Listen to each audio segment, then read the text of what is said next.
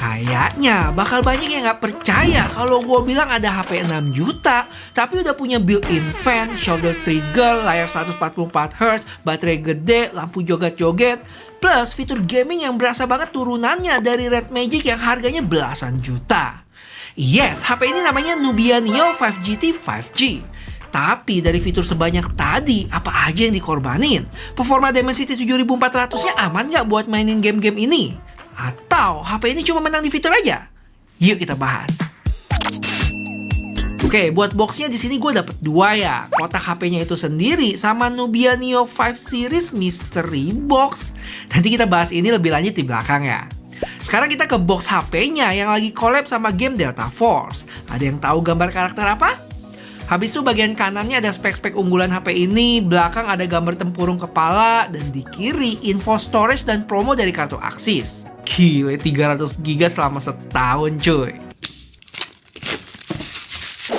Itu tadi baru cover luarnya deh. Penampakan dalamnya pakai desain khas Nubia Neo banget. Lengkap sama si logo mata ini. Terus di sampingnya ada tulisan Nubia Neo 5 GT 5G. Pas dibuka langsung ada HP yang kita kesampingin dulu. Terus SIM card Axis tadi, SIM ejector yang ngingetin gua kayak obat nyamuk dibakar. Ayo, anak zaman now ada yang relate gak? Dan kertas-kertas yang bakal berguna pada saatnya. Terus di bawahnya lagi ada hard case dari plastik yang desainnya kayak gelas rada bening gitu ya. Habis itu ada kabel charger warna merah Type-C to Type-C yang salah satu ujungnya dibikin bentuk L. Dan terakhir kepala charger 80 watt. Udah lama nggak buka kayak gini. Pas dinyalain langsung disambut sama logo Nubia dan kaget gua. buset, terang bener ini layar HP. Mana belum bisa diredupin lagi. Habis itu lanjut setup kayak biasa, regi sidik jari, dan setelah kelar gua cek storage-nya udah kemakan 34 GB dari total 256 punya gua. Dan untuk softwarenya udah terbaru.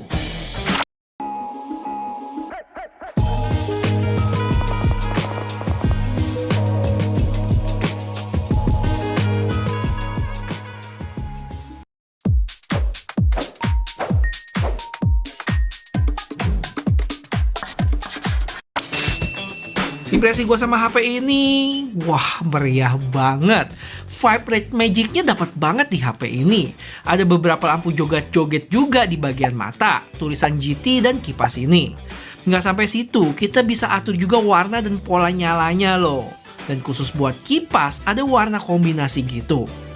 Habis itu masih sama dengan Red Magic 11 Pro kemarin, HP ini bener-bener dibikin flat ya, depan belakang. Termasuk kamera modulnya rata. Jadi bikin pengalamannya gamenya lebih nyaman tanpa ada yang ngeganjel saat kita genggam. Belum lagi karena kabel chargerannya bentuk L gitu, ngegenggamnya juga masih enak. Untuk desainnya glossy transparan, tapi setelah lama dipegang cukup magnet sidik jari juga ya. Kalian bisa lihat tuh. Cuman untungnya ketolong sama case-nya yang matte dan dia tipe yang terbuka bagian samping. Cuma atas sama bawahnya buat penyangga nutup aja. Dan di sebelah kanan HP ini cukup meriah, ada shoulder trigger kanan sama kiri, lubang kipas, sama tombol volume dan power warna merah. Untuk tombol powernya ini jujur agak kebawahan. Kalau digenggam normal suka salah pencet volumenya tuh. Cuma kayaknya mau nggak mau sih, karena udah nggak banyak tempat lagi di sini. Kepake sama shoulder trigger dan lubang kipas tadi. Lanjut di sebelah kiri ada lubang kipas lagi, di atas cuma ada mic dan di bawah speaker, port Type-C, mic dan dual SIM slot card yang nggak bisa tambah memori. Desain kayak gini jelas bukan buat orang-orang yang suka tampilan simple atau minimalis ya, tapi lebih ke teman-teman yang suka sesuatu beda dan nyentrik. Lanjut buat spesifikasi, dia punya layar 6,8 inch AMOLED dengan refresh rate 144Hz. Sedangkan performa, ini gua rasa bakal ada pro kontra deh. Pakai chipset Dimensity 7400. Bukan chipset ngebut, tapi nggak lambat juga karena skor Antutunya udah tembus di 1 jutaan. Cuma emang dengan performa segini, kita nggak bisa ngarep main game berat dengan settingan rata kanan ya. Kalaupun beneran ngebet, sebenarnya masih bisa, cuman settingannya aja disesuaiin. Nanti kita bahas performa game di belakang. Tapi di luar chipset, ada hal yang bikin senyum sendiri, yaitu di kelas harganya. HP ini dikasih built-in fan dong, nyedot dari bawah dan keluar angin dari atas ini. Terus dia ada beberapa settingan juga ya, ada yang balance atau fast cooling yang lebih kencang dan lumayan kedengeran suaranya. Terus kalian juga bisa lihat beberapa settingan di sini, termasuk bisa atur sound effect pas kipasnya nyala tuh.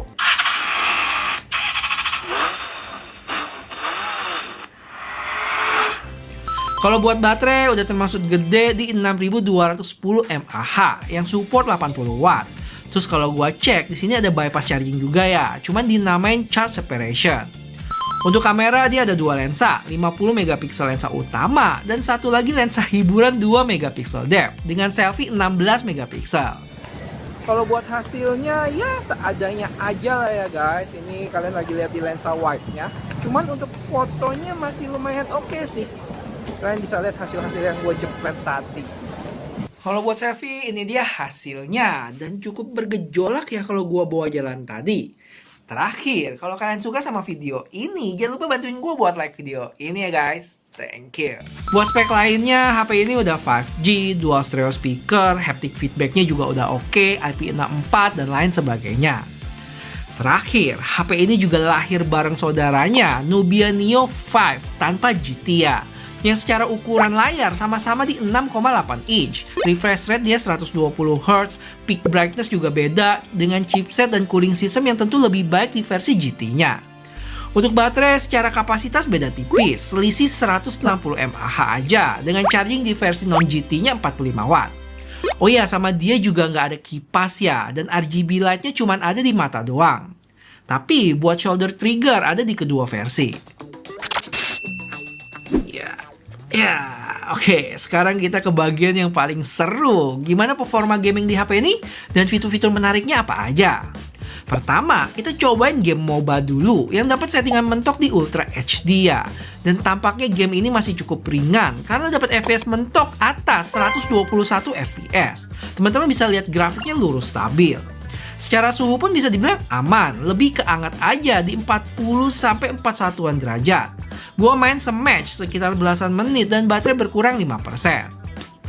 Nah, sekarang pertanyaannya, gimana kalau HP ini mainin game berat? Apakah keok? Tapi sebelumnya, gue mau share satu hal lagi di HP ini yang masih berasa DNA Red Magic-nya, yaitu fitur-fitur gamenya tuh. BT ini gue cobain game Delta Force ya, yang mana buat buka game space tinggal swipe aja dari luar ke dalam. Dan kalian bisa lihat fitur-fiturnya sebanyak ini dong, ada di sebelah kiri dan kanan. Ini mirip banget kayak yang ada di Red Magic 11 Pro kemarin. Oke, pertama kita cobain fitur andalan di HP ini yaitu shoulder trigger. Yang pilihannya banyak banget, ada single tap, long press, dan macam-macam. Buat game tembak-tembakan gini jelas ngebantu banget ya, udah kayak nge-cheat nggak sih?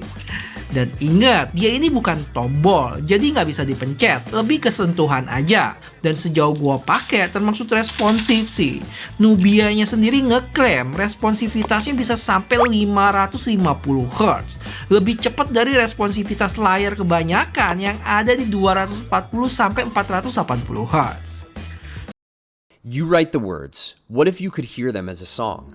Go to Suno.com, switch to custom mode, and paste in your lyrics. Then describe the sound. I'll go with soulful R&B ballad, emotional vocals, piano driven. Hit create. Suno turns your writing into 2 fully produced songs. Your words sung back to you with real production behind them. Now shape it. Remix to hear your lyrics in a completely different genre. Rewrite sections to tighten the phrasing. Extend to build the full track. You can also use Suno to face writer's block head on. Create new lyrical ideas and flourishes that you can then reinsert to complete your composition. Your lyrics fully produced from a paste and a prompt. See what your words can become. Subscribe at Suno.com.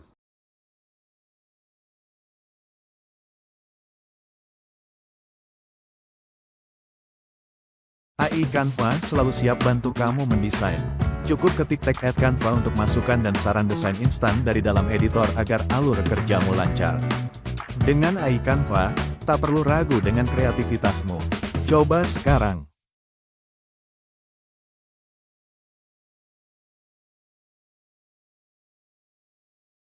Terus selain pakai shoulder trigger, kita juga bisa pakai gerakan HP kita ya. Misalnya kalau gua naikin gini, dia bakal otomatis nge-reload. Dan masih banyak lagi sih fiturnya. Kayak misalnya bisa kasih crosshair, makro, sampai scout mode.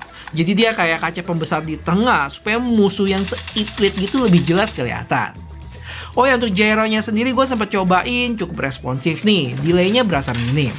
Nah, balik lagi, gimana kalau dipakai buat game berat? Bisa, tapi ingat untuk settingannya nanti disesuaiin ya. Dan gue pakai yang direkomendasiin yaitu lowest, tapi dengan frame rate yang gue mentokin ke 60. Dan ternyata masih bisa dapat FPS yang tinggi nih di 57. Ya, walaupun secara grafik agak bergejolak. Terus buat suhunya sendiri lebih tinggi dari sebelumnya, ada di sekitar 40-an derajat. Tapi ini masih wajar sebenarnya. Total gue main sekitar 30-an menit dan baterai berkurang 11%. Cuman sekarang pertanyaannya, gimana kalau kipasnya dimatiin? Apakah langsung ngedrop? Jadi gue tes lagi dengan settingan sama, lowest 60 fps selama 30 menit. Dan ternyata untuk fps-nya sih sama aja ya di 57. Cuman dari sisi suhu terlihat emang lebih tinggi, tapi nggak terlalu jauh, selisih 1 derajat. Dari 42-an sebelumnya ke 43-an derajat saat kipasnya mati. Sedangkan untuk konsumsi daya tentu ada perbedaan nih. Saat kipasnya aktif tadi berkurang 11%, sedangkan kipasnya mati berkurang 10%. Jadi selisih 1% lebih hemat selama 30 menit main tadi. HP ini punya dua varian ya, ada 8 plus 256 di 6 juta kurang 1000, atau nambah 500.000 lagi buat dapat varian 12 plus 256. Dan uniknya selama masa PO kita bisa dapat mystery box yang kalau beruntung isinya bisa sampai dapat emas 2 gram dong. Wah, baru denger sih beli HP tapi bonusnya emas, bukan cuma casing sama anti gores doang tuh. Jadi overall, positioning Nubia Neo 5 GT ini cukup unik ya. HP gaming yang nggak ngejar performa ngebut, tapi lebih difokusin ke pengalaman gamingnya. Karena jujur, kalau ngomongin chipset, Dimensity 7400 ini bukan yang paling kenceng di harga 6 jutaan. Tapi di harga segini, dia udah punya built-in fan, shoulder trigger, layar 144Hz, baterai gede beserta chargingnya, lampu joget-joget yang bisa diatur, plus fitur gaming yang berasa banget turunan dari Red Magic yang harganya jauh lebih mahal. Jadi buat gua, apa yang dikasih HP ini udah termasuk lengkap, walaupun ekspektasinya tetap mesti dijaga ya. Yowis, paling itu aja sih guys update gua buat Nubia Neo 5 GT ini. Dan gua penasaran sih, kira-kira HP model kayak gini bakal banyak yang cari nggak sih? Kira-kira kalian tim chipset ngebut tapi fitur gaming pas-pasan? Atau chipset secukupnya tapi fitur gaming berlimpah tuh? Serius, gue pengen tahu pendapat kalian. Coba bisikin di komen ya.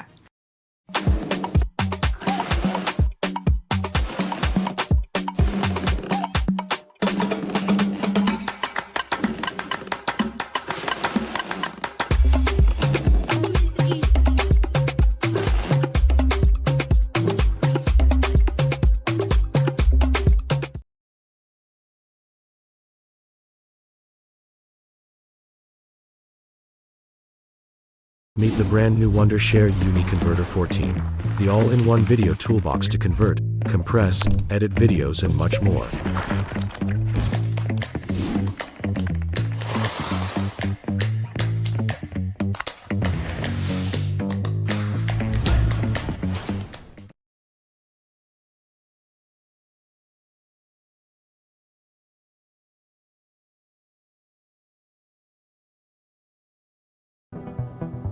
Selama lebih dari 1 abad, industri otomotif global dikuasai oleh 3 negara, Jerman, Jepang, dan Amerika Serikat. Dari sana lahir nama-nama yang membentuk wajah dunia modern: Toyota, Volkswagen, Mercedes, Ford, Honda, BMW. Bukan sekadar perusahaan biasa. Mereka adalah kebanggaan nasional, tulang punggung ekonomi, simbol dari kemakmuran industri. Tapi dalam rentang 3 tahun terakhir, semuanya berubah. Mercedes menyaksikan keuntungannya ambruk 28%. Porsche kehilangan 92% laba bersihnya hanya dalam setahun. Stellantis, induk dari Jeep, Renault, dan Fiat, mencatat kerugian $26 miliar yang terburuk dalam sejarahnya. Volkswagen, mengumumkan pemangkasan 50.000 lapangan kerja. Dan di balik setiap pukulan itu, satu nama yang sama terus muncul. BYD. Sebuah perusahaan yang sampai tahun 2003 hanya memproduksi baterai biasa. Gagasan bahwa mereka suatu hari bisa menyaingi Tesla pernah terdengar begitu konyol. Sampai Elon Musk sendiri tidak bisa menahan tawa ketika ditanya soal ini di televisi Amerika. Hari ini, Musk tidak tertawa lagi. BYD kini menjual lebih banyak mobil listrik dari siapapun di planet ini. Bagaimana sebuah bengkel baterai kecil berhasil membawa industri otomotif dunia ke lutut dalam waktu kurang dari 1 dekade? Apa senjata rahasianya? Dan apa yang sebenarnya terjadi di balik layar? Jauh dari sorotan media?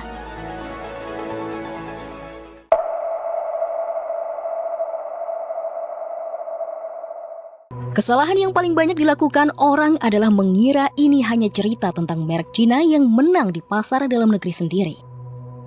Itu saja sudah cukup mengkhawatirkan bagi Mercedes dan Volkswagen. Tapi setidaknya mereka masih punya kandang sendiri. Kenyataannya jauh lebih brutal dari itu. BYD dan produsen mobil Cina lainnya tidak sekadar mendominasi Beijing dan Shanghai.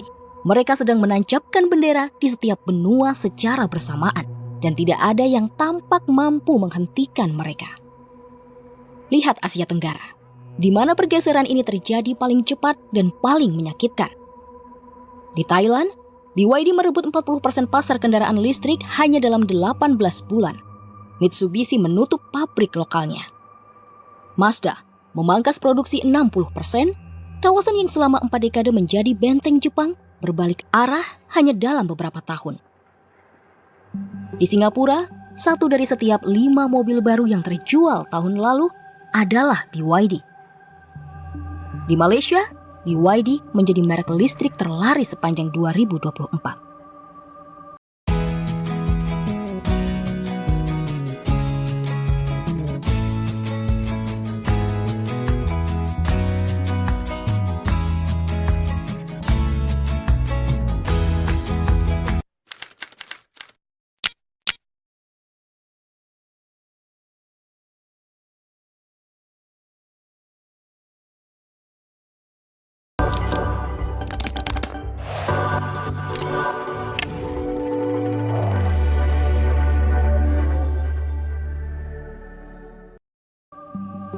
Eropa, tempat yang dianggap para produsen barat sebagai zona aman, tidak lebih baik kondisinya.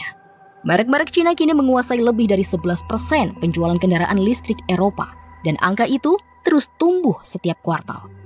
Renault mencatat kerugian bersih pertama dalam 5 tahun terakhir. Stellantis berdarah di pasar intinya. Bahkan Audi, lambang kemewahan Eropa yang selama ini tak tersentuh, kini kehilangan pelanggan di Cina dan kehilangan pangsa pasar di Eropa secara bersamaan. Friedrich Merz terbang ke Beijing membawa 30 CEO bukan untuk menandatangani kontrak, melainkan untuk meminta Xi Jinping agar berhenti mencekik industri Jerman. Dan ada satu pasar yang benar-benar mengejutkan. Brasil. BYD merebut 72% pasar kendaraan listrik Brasil dalam 1 tahun. Dan membuka pabrik di lokasi bekas pabrik Ford yang ditinggalkan